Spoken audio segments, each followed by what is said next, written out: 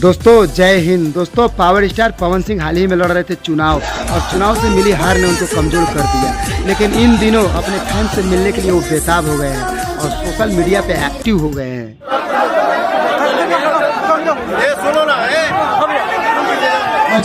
अरे यार, हार जीत तो लगा रहता है। मैं बोला ना, पावर स्टार पूरा मूड में है।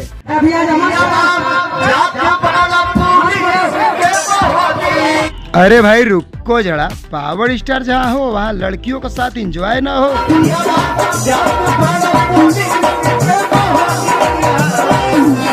तो दोस्तों आप लोगों ने देखा पावर स्टार पवन सिंह के साथ गुंजन सिंह भी स्माइल करते हुए। गुंजन सिंह कहाँ दूर होने वाले हैं पावर स्टार पवन सिंह से।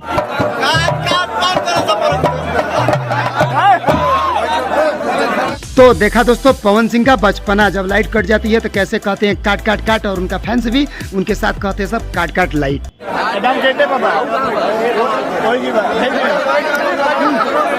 तो दोस्तों पावर स्टार पवन सिंह का ये रहा अपने फैंस के द्वारा प्यार। तो पावर स्टार पवन सिंह फिर से सब कुछ भूल कर और अपना यूपी बिहार पूरे हिंदुस्तान हिलाने के लिए सॉन्ग लेके आ रहे हैं। आप लोग इंतजार करिए।